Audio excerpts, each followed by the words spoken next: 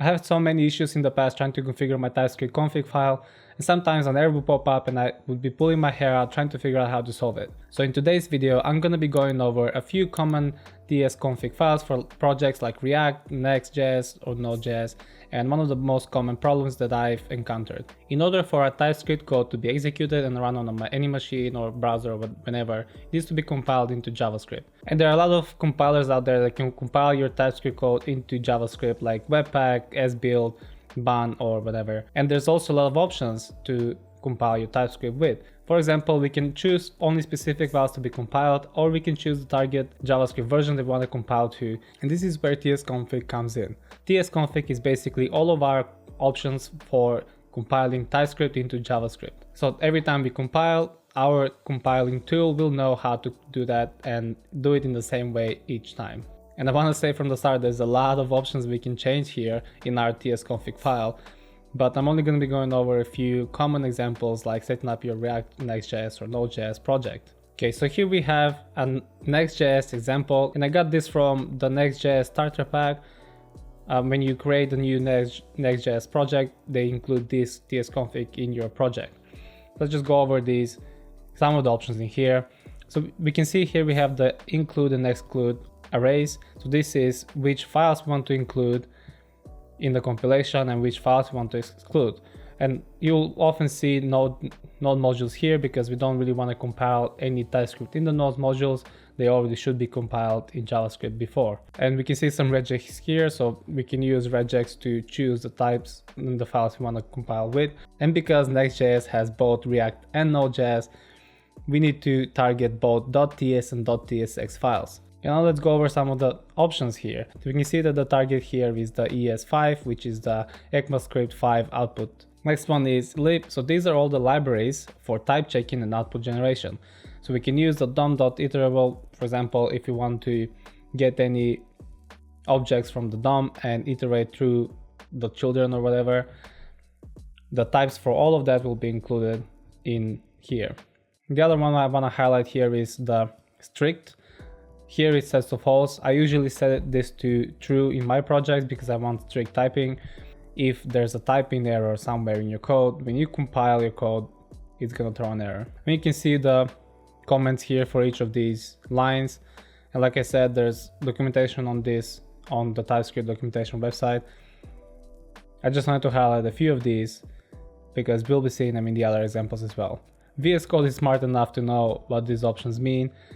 So if I hover to any of these options, it will give the description and a link to the TypeScript documentation. Another good example is resolve JSON modules.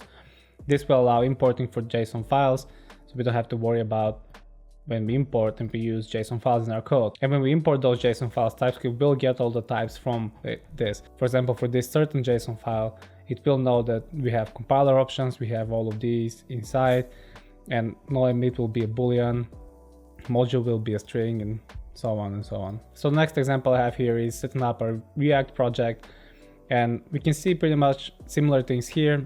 Because Next.js also has a React component in it, it will reuse some of the stuff. So if we look at the include or exclude, this is making sure that this assumes that our code will be in source, and so we want to compile everything in source, that's TypeScript. And we want to exclude node modules and build. So this is when you build your files, you don't want to look into the build and compile those files again. A lot of these will be the same as Next.js, like I already said. One of the different ones here that we can see is source map is set to true. So this will make sure that the compiled code also has source maps. So then when we use debuggers to debug our code, we can see the TypeScript code instead of the JavaScript code. And the last one is a Node.js project. You can see here we don't have exclude. That's your personal choice. You can add the exclude here if you want. You can see another thing that this one has is paths. And this is module paths mapping. And this can be used in a lot of different ways. We can also see this one has module common.js. I mean, most of these are personal preferences, but some of them are going to be specific to whatever project you're working on. And here we can see module resolution is set to Node. In the other two for React, we saw that module resolution was set to React. In the Next.js project, it was set to ES Next. So this is some of the differences that you would need to set depending on the project you work on, but most of these, like I said, are gonna be personal preferences to how you want to set up your project. This one also has ES module interop, which means enabled CommonJS and ES modules interpolation. And I think this deserves a whole nother video. I had so many issues in the past with CommonJS and ES modules projects, and I still am not 100% sure which one is the correct one, because some of the packages that I'm gonna import are gonna use ES modules, other ones are gonna use CommonJS. This deserves a separate video, so not really gonna go into it too deep. But yeah, those are some common examples. I'm gonna leave links to these in the description below, so you can go through them and see the comments and figure out what they do. But the best way to figure out what each of these options do is to just go to TypeScript documentation and read through, because they have very good examples of what each of these options are actually doing. Okay, the one common mistake I usually see, or I actually do in a lot of my projects, is irregular location of dependencies. So what this means is that, for example, in most of the projects, the actual code will live in the source directory. At least that's how I set up my projects. So this is how my folder structure would look. We have the project root, we have node module source, tsconfig package, and in source we have all of our TypeScript code. However, sometimes the modules don't actually live under the base URL, which is the root directory. A lot of the tools that we would use to compile our code, like Webpack, they use mappers to map the name to the index file of that package. So importing Express would go from import access from Express to import access from no modules Express lib Express, and the index.js will be in there. But if the package doesn't actually live in that directory and Webpack has trouble finding the index.js file of our package, then we can set up paths. This is how those will look. We set up a path for Express, and this will equal to node modules Express lib Express. And this way, when Webpack compiles our code, it knows where to find the Express package. Sometimes we'll still see an error like Express module not found. So if we go back and unpack what happens under the hood, if we go back to our tsconfig, we can see that the base URL is set to source. So everything we reference now is going to be relative to the source directory.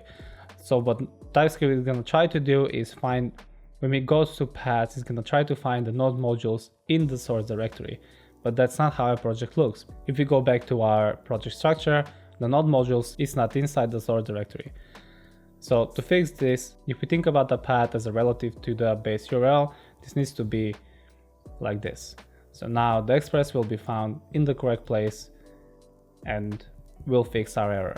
And this is one of the solutions, or we can change our base URL and set it as the root of the project, and then the path of Express will actually be correct. Now, what I would like to create with this video, hopefully, is if you have any TypeScript configuration issues, put them down in the comments and I'll try to answer any of them. Or if anybody knows the solution to any of the comments, feel free to comment down and help anybody that has issues. There's also a lot of different places that you can find help with. There's Reddit and Stack Overflow, and nowadays with ChatGPT and all of the AI tools. But if you've tried everything and you still can't figure it out, feel free to put the comment down below. I'll try to answer it and find a solution, or like I said, if you know the solution to any of the comments below, feel free to answer and help somebody in need. That's been it for this video. Thank you very much for watching. I would like to make more videos about TypeScript in the future, so make sure to subscribe to see that. Enjoy the rest of your day. Happy coding. Bye.